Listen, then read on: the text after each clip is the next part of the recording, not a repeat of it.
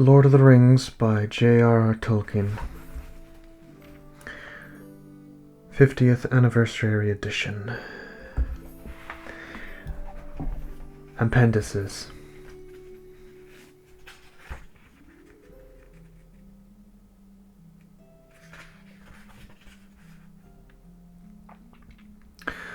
Appendix A. Annals of the Kings and Rulers. Concerning the sources for most of the matter contained in the following appendices, especially A to D, see the note at the end of the prologue. The section A3 Durin's folk was probably derived from Gimli the dwarf, who maintained his friendship with Peregrine and Meriadoc, and met them again many times in Gondor and Rohan. The legends, histories, and lore to be found in the sources are very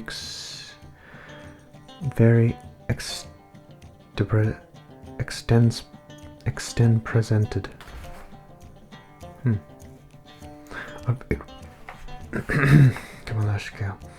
Are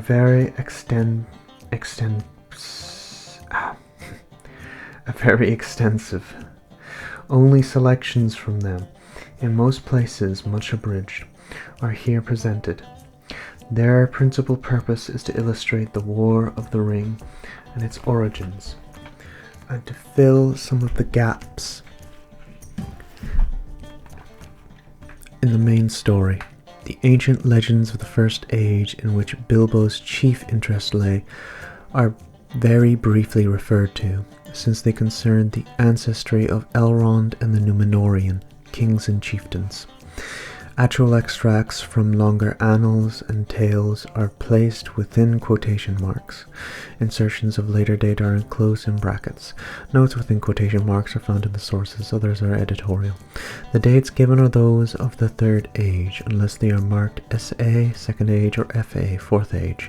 The Third Age was held to have ended when the Three Rings passed away in September 3021, but for the purposes of records in Gondor, FA began on March 25th, 3021. On the equation of the dating of Gondor and the Shire Reckoning, see Volume 1, page 4 and 3, page 1112. In lists of the dates following, the names of kings and rulers are the dates of their deaths. If only date is given, the sign cross indicates a premature death in battle or otherwise, through the annal of the event is not always included. 1. The Numenorian Kings. I. Numenor. Fëanor was the greatest of the Eldar in arts and lore, but also the proudest and most self-willed. He wrought the three jewels, the Silmarili, and filled them with radiance of the two trees, Telperion and Lorelin, that gave light to the land of Valar.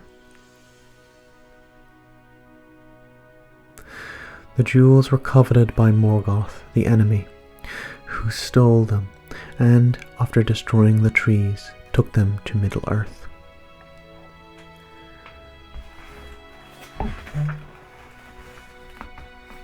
And guarded them in his great fortress of 𝒦𝒾𝓃℃𝓃.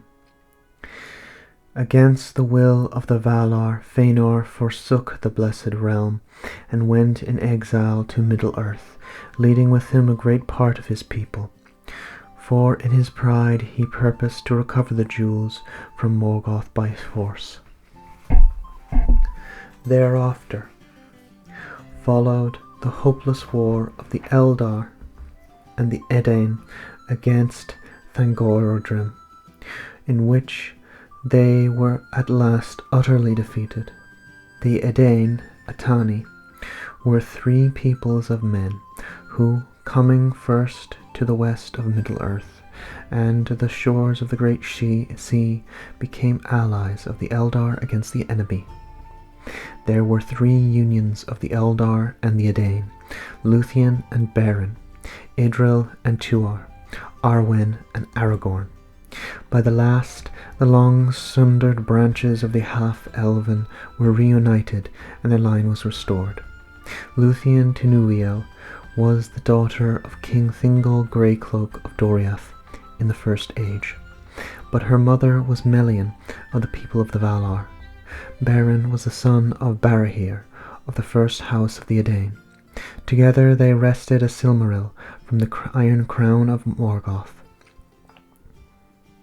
Lúthien became mortal and was lost to elvenkind. Dior was her son. Elwine was his daughter and had in her keeping the Silmaril. Idril Celebrimbor was the daughter of Turgon, king of the hidden city of Gondolin. Tuor was the son of Huor of the house of Hador, the third house of the Edain, and the most renowned in the wars with Morgoth. Erendil and the Mariner was their son. Erendil wedded Elwing, and the power of the Silmaril passed the shadows, and came to the uttermost west, and speaking as an ambassador of both elves and men, obtained the help by which Morgoth was overthrown. Erendil was not permitted to return to mortal lands, and a ship bearing the Silmaril was set to sail in the heavens as a star, and a sign of hope to the dwellers in Middle-earth, oppressed by the great enemy or his servants. The Silmarilli alone preserved the ancient light of the two trees of Valinor, before Morgoth poisoned them, but the other two were lost at the end of the First Age. Of these things the full tale and much else concerning elves and men is told in the Silmarillion. The sons of Erendil were Elros and Elrond, the Peredil, or half-elven. In them alone the line of the heroic chieftains of the Edain in the First Age was preserved, and after the fall of Gil-galad, the lineage of the High Elven kings was also in Middle-earth only represented by their descendants. At the end of the First Age the Valar gave to the half-elven an irrevocable choice to which kindred they would belong. Elrond chose to be of elvenkind, and became a master of wisdom. To him, therefore, was granted the same grace as to those of the high elves that still lingered in Middle-earth, that when weary at last of the mortal lands, they could take the ship from the grey havens and pass into the uttermost west, and his grace continued after the change of the world. But to the children of Elrond a choice was also appointed, to pass with him from the circles of the world, or if they so remain, to become mortal and die in Middle-earth. For Elrond, therefore, all chances of the War of the Ring were fraught with sorrow. Elros chose to be of mankind and remained with the Edain, but a great lifespan was granted to him, many times that of lesser men. As a reward for their sufferings in the cause against Morgoth, the Valar, the guardians of the world, granted to the Edain a land to dwell in, removed from the dangers of Middle-earth. Most of them, therefore, set sail over the sea, and guided by the star of Erendil, came to the great isle of Elena, westernmost of all mortal lands. There they founded the realm of Numenor. There was a tall mountain in the midst of the land, the Meneltarma, and from its summit the far-sighted could descry the white tower of the haven of the Eldar in Eressa. Thence the Eldar came to the Edain, enriched them with knowledge and many gifts, but one command had been laid upon the Númenóreans, the ban of the Valar.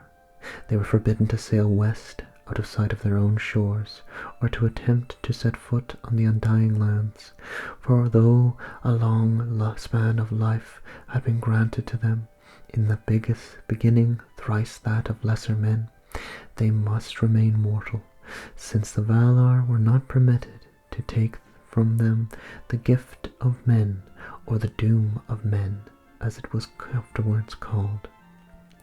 Elros was the first king of Numenor, and afterwards known by the high elven name Tar Miniatur.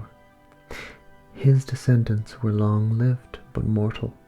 Later, when they became powerful, they begrudged the choice of their forefather, desiring the immortality within the life of the world that was the fate of the Eldar, and murmuring against the ban. In this way began their rebellion, under which the evil teaching of Sauron brought the downfall of Numenor and the ruin of the ancient world, as told in 𝒦𝒾𝓃𝓃𝓃.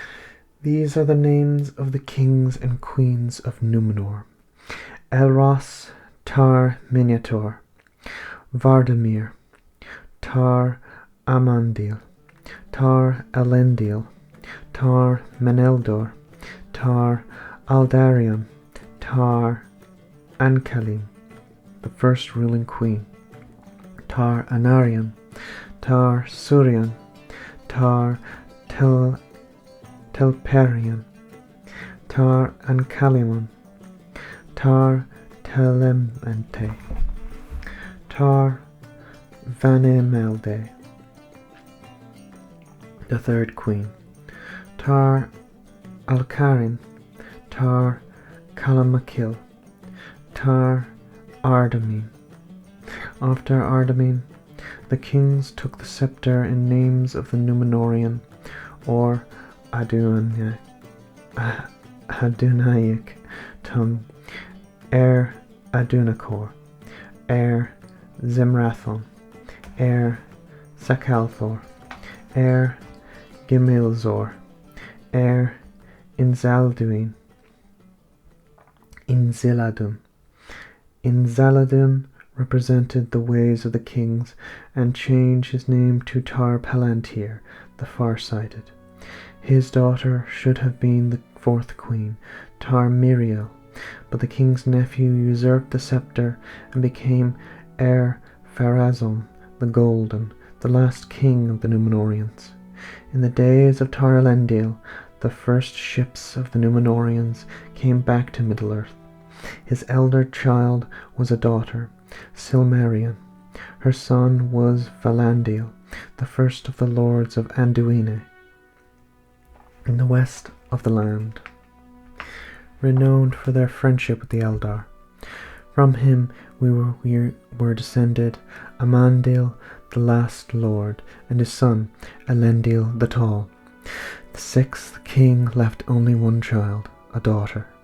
She became first queen, for it was then made a law of the royal house that the eldest child of the king, whether man or woman, should receive the scepter. The realm of Numenor endured to the end of the Second Age, and increased ever in power and splendor, and until the age had passed, the Númenóreans grew in wisdom and joy. The first sign of the shadow that was to fall upon them appeared in the days of Tar Minastir, 11th king. It was that sent a great force to the aid of Gil-galad. He loved the Eldar, but envied them. The Númenóreans had now become great mariners, exploring all the seas eastward, and they began to yearn for the west and the forbidden waters, and the more joyful was their life, the more they began to long for the immortality of the Eldar. Moreover, after Minastir, the kings became greedy of wealth and power. At first the Númenóreans had come to Middle-earth as teachers and friends of lesser men, afflicted by Sauron, but now their havens became fortresses, holding wide coastlands in subjection. Atanamir and his successors levied heavy tribute, and the ships of the Númenóreans returned laden with spoil. It was Tar Atanamir who first spoke openly against the ban and declared that the life of the Eldar was his by right.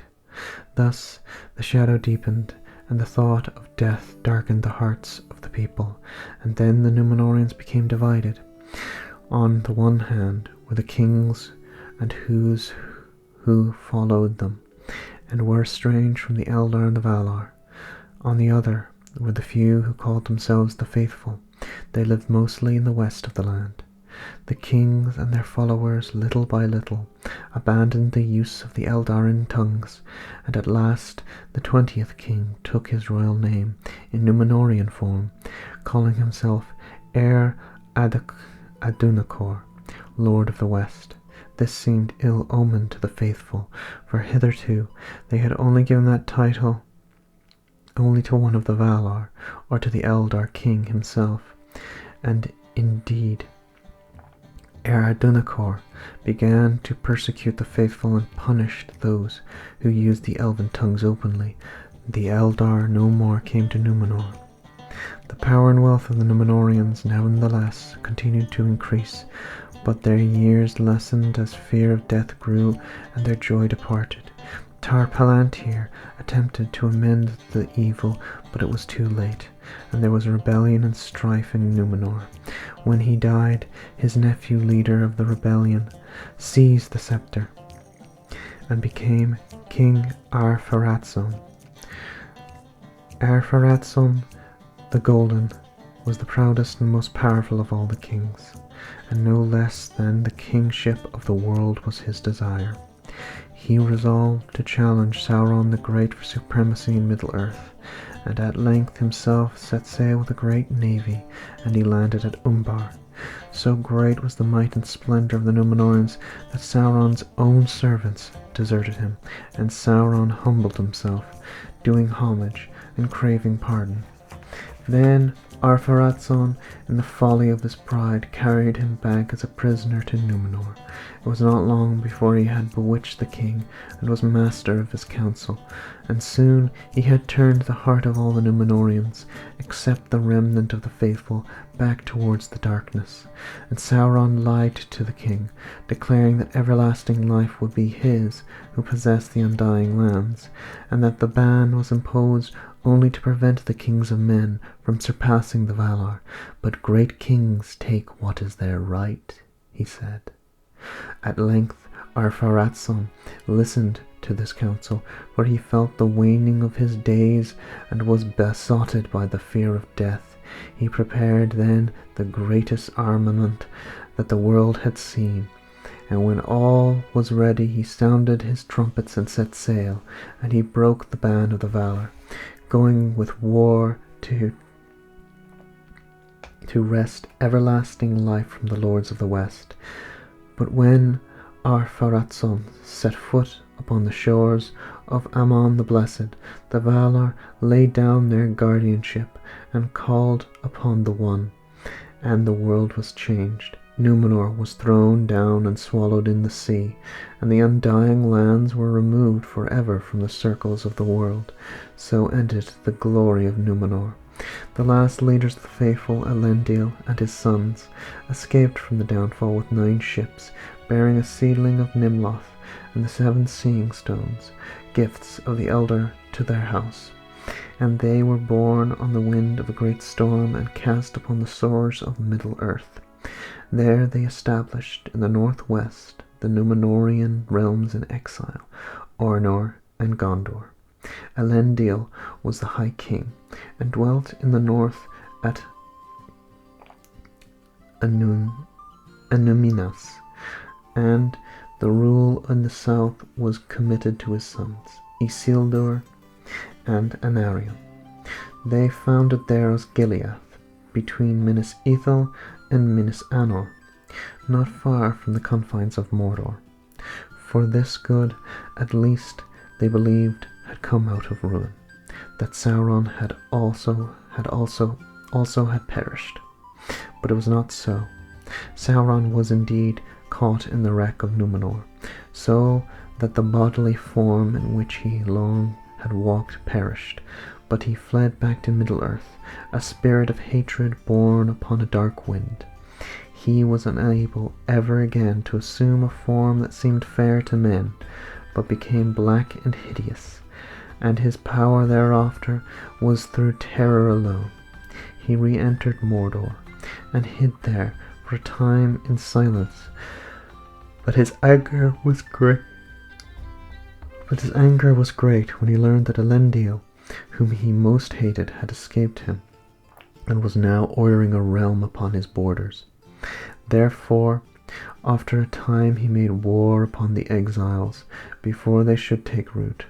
Orodrin burst forth more into flame, and was named anew in Gondor, Amarth,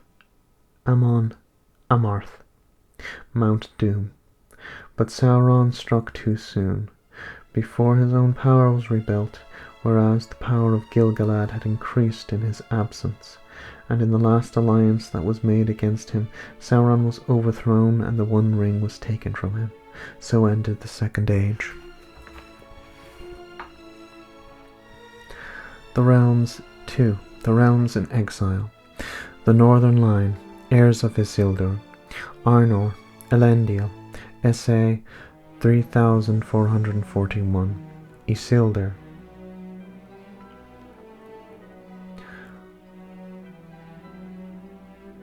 Hmm. 3442, Valandil, 2.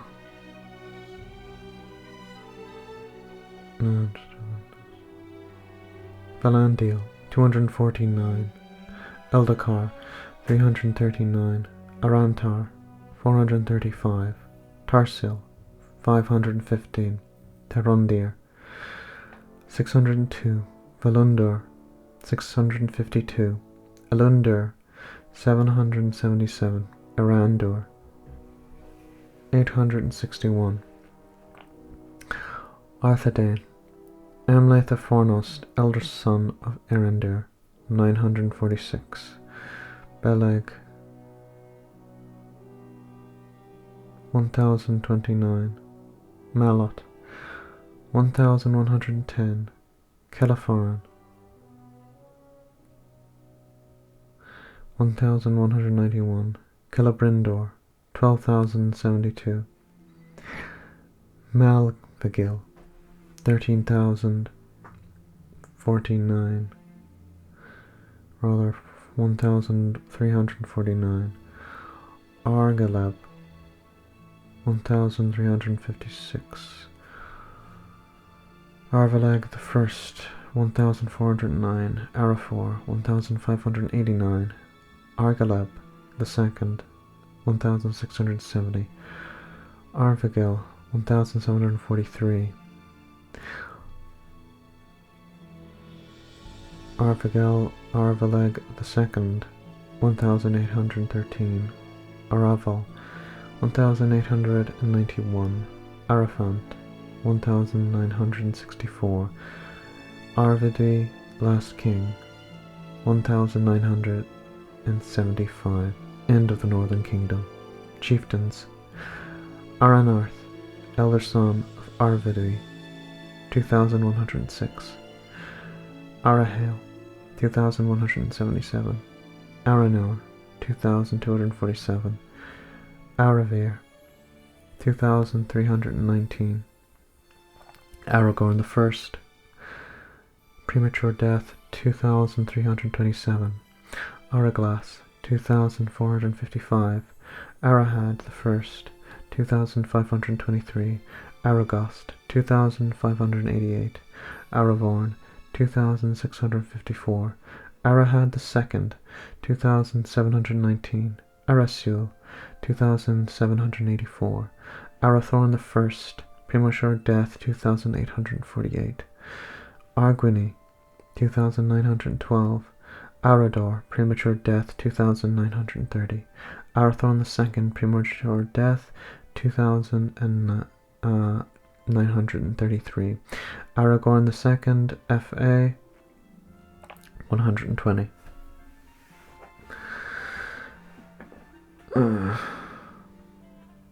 King the Southern Line, heirs of Anarion, kings of Gondor.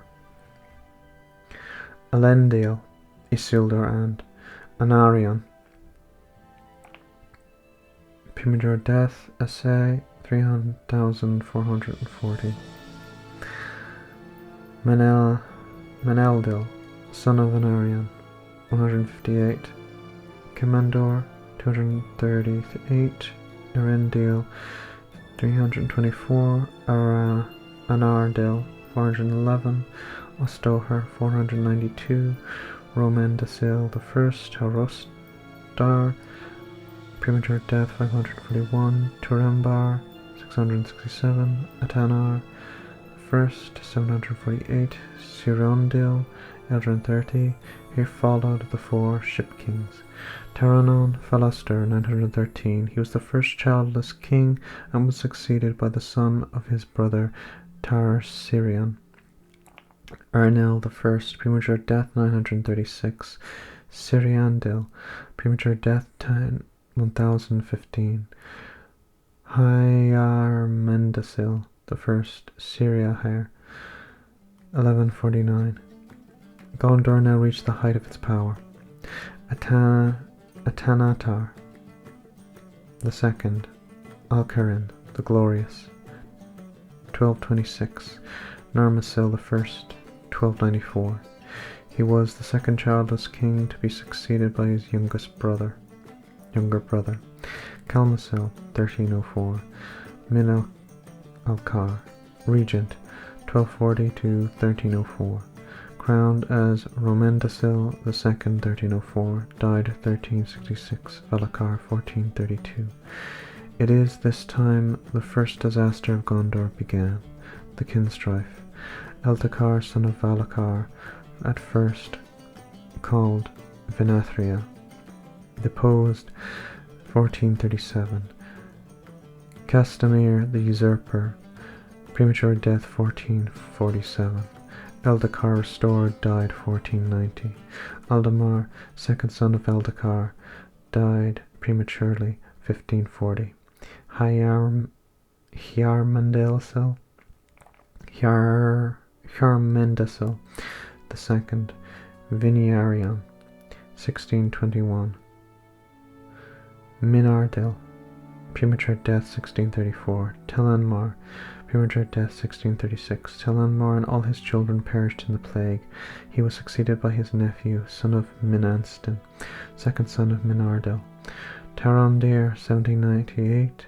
Tel-Lumatar Umbardasil, 1850. Narmasil II, premature death 1856. Kalametar, 1936. Undahar, premature death 1944. Undahar and his 2 sons were slain in battle. After a year, in 1945, the crown was given to the victorious general Ernil, a descendant of Tel-Lumatar.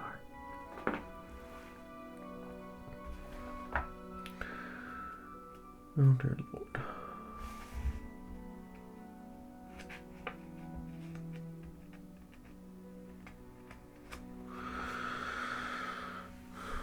Bardasil, Ernil II, 2043. Ernir, premature death 2050. Here the line of kings came to an end until it was restored by Elisar Telcontar in 1319.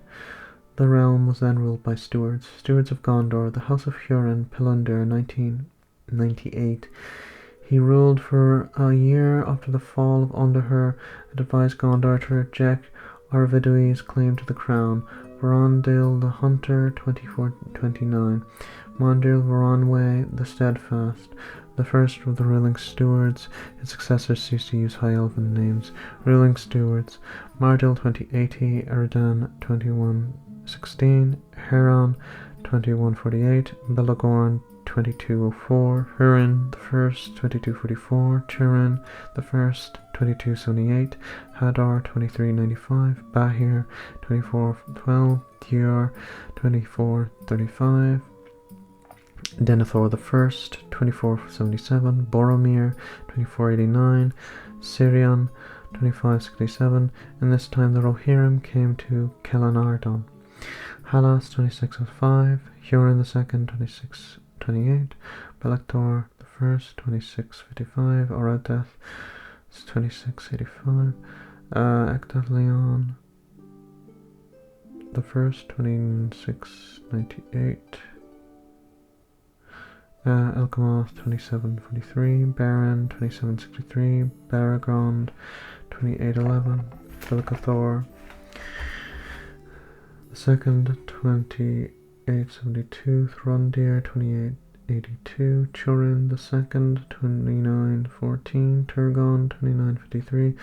𝒦𝒾𝓃𝓃 II, 2984. Denethor II, he was the last of the ruling stewards, and was followed by his second son Faramir, Lord of the Arnor, steward to the King of Elsar. FA 82. 3. Eriador, Arnor, and the heirs of Isildur. Eriador was the old name of the lands between the Misty Mountains and the Blue in the south, and it was bound by the Grey Flood and the Glanduin that flows into it above Tharbad. At its greatest, Arnor included all of Eriador except the regions beyond the Loom, and the lands east of the Grey Flood and the Loud Water, in which lay Rivendell and Hollin. Beyond the Loom was elvish country, green and quiet, where no men went, but dwarves dwelt, and still dwell in the east side of the Blue Mountains, especially those parts south of the Gulf of Loom, where they have mines that are still in use.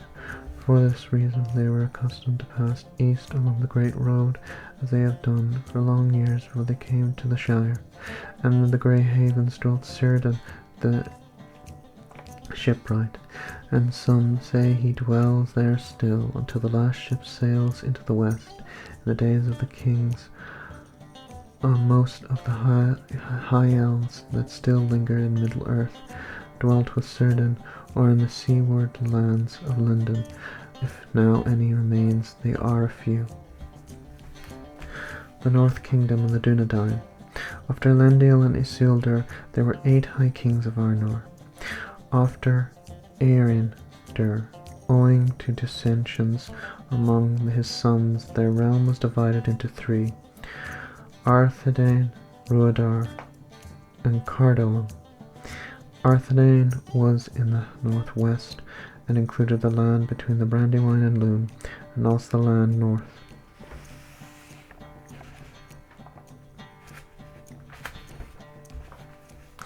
Of the Great Road as far as the Weather Hills, Rhuidear was in the northeast, and lay between the Ettamores and the Weather Hills and the Misty Mountains, but included also the angle between Horwell and the Loudwater. Cardolan was in the south, its bounds being Brandywine, the Grey Flood, and the Great Road. In Arthedain, the line of Isildur was maintained and endured, but the line soon perished in Cardolan and Rhuidear. There was often strife between the kingdoms, which hastened the waning of the Dunedain. The chief matter of the debate was the possession of the Weather Hills, and the land westward towards Bree. Both Rhuidear and Cardolan desired to possess Amonsul, Weathertop, which stood on the borders of their realms, for the tower of Amonsul held the chief Palantir of the north, and the other 2 were both in the keeping of Arthedain. It was in the beginning of the reign of Malvegil of Arthedain that evil came to Arnor. For that time in the realm of Angmar rose in the north beyond the Enten Moors. Its land lay on both sides of the mountains, and there were gathered many evil men and orcs and other fell creatures. The lord of that land was known as the Witch King, but it was not known until later that he was indeed the chief of the Ringwraiths, who came north with the purpose of destroying the Dunedain in Arnor, and seeing in their disunion while Gondor was strong. In the days of Argaleb, son of Malvegil, since no descendants of Isildur remained in other kingdoms, the kings of Arthedain again claimed the lordship of all Arnor. The claim was resisted by Rhuidear. There the Dunedain were few, and power had been seized by an evil lord of the Hillmen, who was in secret league with Angmar. Argaleb therefore fortified the Weather Hills, but he was slain in the battle of Rhuidear and Angmar. Arvaleg, son of Argaleb, with the help of Cardolan and Lindon, drove back his enemies from the hills, and for many years Arthedain and Cardolan held in force a frontier against the Weather Hills, the Great Road, and the Lower Horwell. It is said that at this time Rivendell was besieged. A great host came out of Angmar in 1409, and crossed the river, entered Cardolan, and surrounded Weathertop. The Dunedain were defeated and Arvaleg slain. The tower of Amon-Sul was burned and razed, but the Palantir was saved and carried back in retreat to Fornost. Rhuidear was occupied by evil men subject to Angmar, and the Dunedain remained there, were slain or fled west. Cardolan was ravished. Arafor, son of Arvaleg, was not yet full grown, but he was valiant, and with the aid of Círdan he repelled the enemy from Fornost and the North Downs. A remnant of the faithful among the Dunedain of Cardolan also held out in Tirn Gorthad, the Barrow Downs, or took refuge in the forest behind. It is said that Angmar was for a time subdued by the elven folk coming from Lindon, and from Rivendell, for Elrond brought help over the mountains out of Lorien. It was at this time that the Stores that had dwelt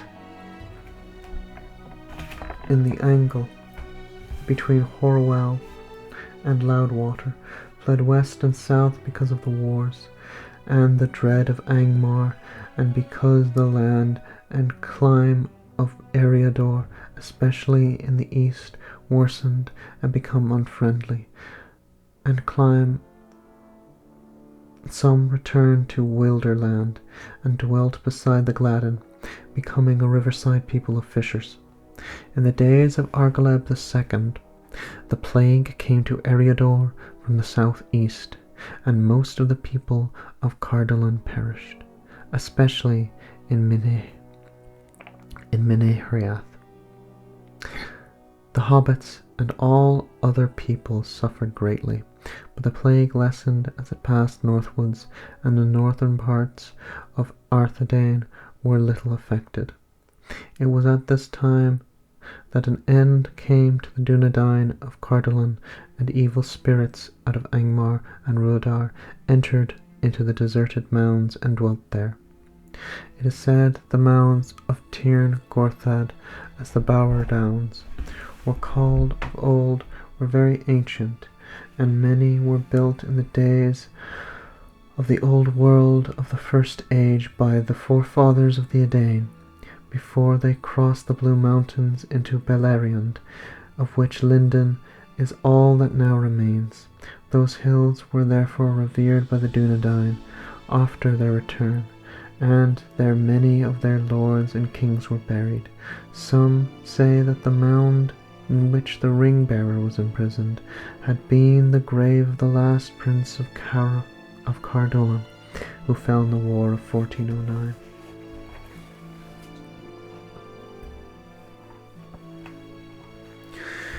In 1974, the power of Angmar rose again. The Witch King came down upon Arthedain before winter was ended. He captured Fornost and drove most of the remaining Dunedain over the Lune.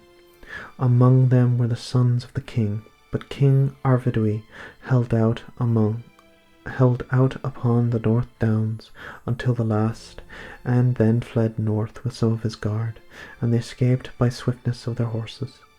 For a while Arvedui hid in the mountains of the old dwarf mines near the far end of the mountains, but he was driven at last by hunger to seek the help of Lossoth, the snowman of Forokel.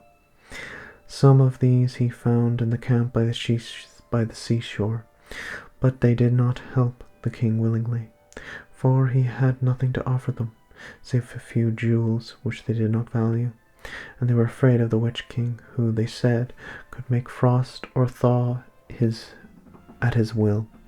But partly out of pity for the gaunt king and his men, and partly for fear of their weapons, they gave them a little food, and built for them snow huts. There Arvedui was forced to wait, hoping for help from the south, for his horses had perished. When Círdan heard from Iarneth, son of Arvedui, of the king's flight to the north, he at once sent a ship to Fodder to seek for him. The ship came. Footnote: these are a strange, unfriendly people, remnants of the Fodder, men of far-off days, accustomed to the bitter colds of the realm of Morgoth. Indeed, these colds linger still in that region, though they lie hardly more than 100 leagues north of the Shire. The Lossoth house in the snow, and it is said that they can run on the ice with bones on their feet, and have carts without wheels. They live mostly inaccessible to their enemies on the great cape of Fodder that shuts off the northwest to the immense bay of that name, but they often camp on the south shores of the bay at the feet of the mountains. There at last, after many days, because of contrary winds, and the mariners saw from afar the little fire of driftwood which the lost men contrived to keep alight. But the winter was long and loosening its grip that year, and though it was then March, the ice was only beginning to break, and lay far out from the shore. When the snowmen saw the ship, they were amazed and afraid, for they had seen no such ship on the sea within their memories. But they had become now more friendly, and they drew the king and those that survived of his company out over the ice in their sliding carts as far as they dared. In this way a boat from the ship was able to reach them. But the snowmen were uneasy, for they said they smelled danger in the wind. And the chief of the Lossoth said to Arvedui, "Do not mount on this sea monster. If they have them, let the seamen bring us food and other things that we need, and you may stay here still till the rich king goes home. For in the summer his power wanes, but now his breath is deadly, and his cold arm is long." But Arvedui did not take counsel. He thanked him, and at parting gave him his ring, saying, "This is a thing worth beyond your reckoning, for its ancientry alone. It has no power save the esteem in which those hold it who love my house. It will not help you, but if ever you are in need, my kin will ransom it with great store of all that you desire." Yet the counsel of Lossoth was good, by chance or by foresight, for the ship had not reached the open sea when a great storm of wind arose, and came with blinding snow out of the north. It drove the ship back upon the ice and piled ice up against it.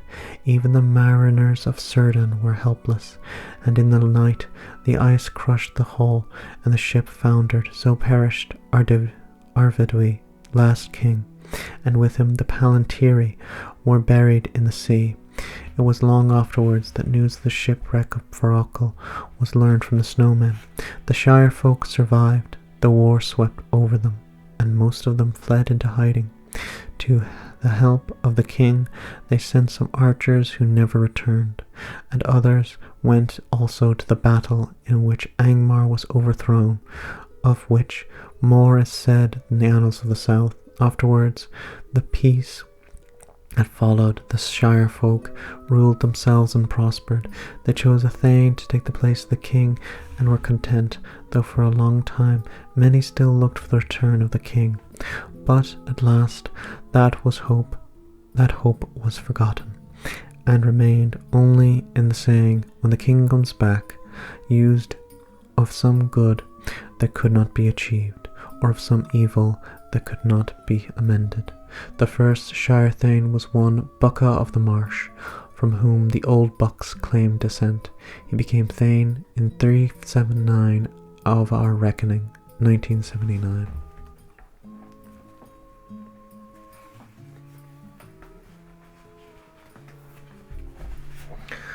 Footnotes. In this way, the ring of the house of Isildur was saved, for it was after ransomed by the Dunedain.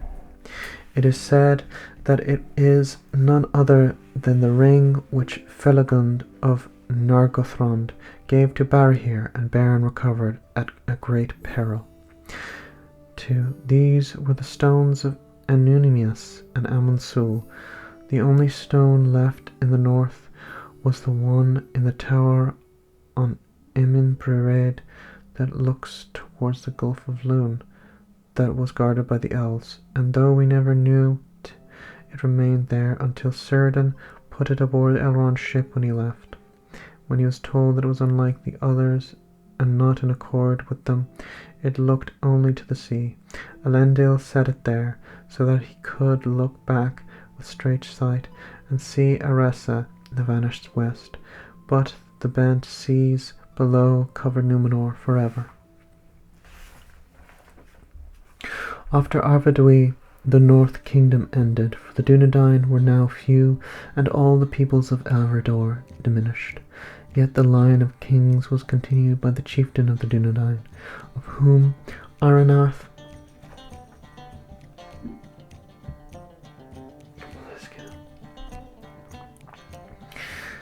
Yet the line of the kings was continued by the chieftains of the Dunedain, of whom Aranarth, son of Arvedui, was the first. Arahael, his son, was fostered in Rivendell, and so were all the sons of the chieftains after him. And there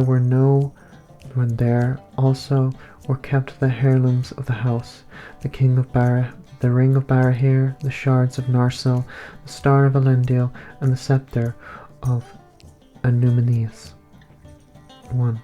The scepter was Footnote 1. The scepter was the chief mark of royalty in Numenor. The king tells us that was also so in Arnor, whose king wore no crown but bore a single white gem, the Elendil. The star of Elendil, bound on their brows with a silver fillet. In speaking of a crown, Bilbo no doubt referred to Gondor. He seemed to have become well acquainted with matters concerning Aragorn's line. The scepter of Numenor is said to have perished with Ar-Pharazôn. That of Anúminas was the silver rod of the lords of the Anduin, and now perhaps the most ancient work of men's hands preserved in Middle-earth. It was already more than 5,000 years old when Elrond surrendered it to Aragorn. The crown of Gondor was derived from the form of a Númenórean war helm. In the beginning it was indeed a plain helm, and it is said to have been the one that Isildur wore in the battle of Dagorlad, for the helm of Eragion was crushed by the stone cast from Barad-dûr that slew him. But in the days of Atanatar Alcarin, this was replaced by the jewelled helm that was used in the crowning of Aragorn. When the kingdom ended, the Dunedain passed into the shadows and became a secret and wandering people, and their deeds and labours were seldom sung or recorded. Little now is remembered of them since Elrond departed, although even before the watchful peace ended, evil things again began to attack Eredor or to invade it secretly. The chieftains, for most part, lived out their long lives. Aragorn the First, it is said, was slain by wolves, which ever after remained a peril in Eredor, and are not yet ended. In the days of Arahad the First, the orcs, who had, as later appeared, long been secretly occupying strongholds in the Misty Mountains, so as to bar all of the passes into Eredor, suddenly revealed themselves. In 2509, the Celebrian, wife of Elrond, was journeying to Lorien when she was waylaid in the Redhorn Pass, and her escort being scattered by the sudden assault of the orcs, she was seized and carried off.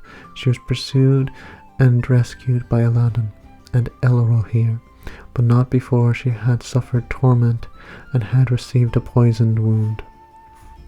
She was brought back to Imladris, and though healed in body by Elrond, lost all delight in Middle-earth, and the next year went to the havens and passed over sea. And later, in the days of Arasul, orcs multiplying again in the misty mountains began to ravage the lands, and the Dunedain and the sons of Elrond fought with them. It was at this time that a large band came to the far west as to enter the Shire, and were driven off by Bandobras Took. There were 15 chieftains before the 16 and last was born. Aragorn II, who became king of both Gondor and Arnor. Our king we call him, and when he comes north to his house in Annúminas, restored, and stays for a while by Lake Evandon, then everyone in the Shire is glad, but he does not enter this land that binds him by the law that he has made, that none of the big people shall pass its borders, but he rides often with many fair people to the great bridge, and there he welcomes his friends and any others who wish to see him, and some ride away with him and stay in his house as long as they have mind. Thane Peregrine has been there many times, and so has Master Samwise, the mayor.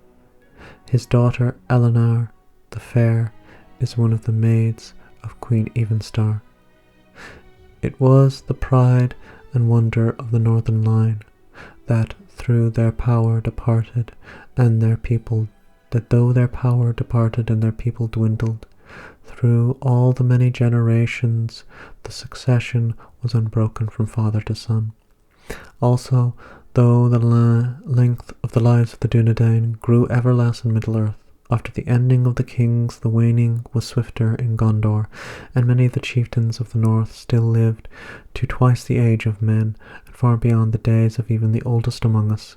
Aragorn indeed lived to be 210 years old, longer than any of his line since King Arvegil, but in Aragorn Elisar the dignity of the kings of old was renewed.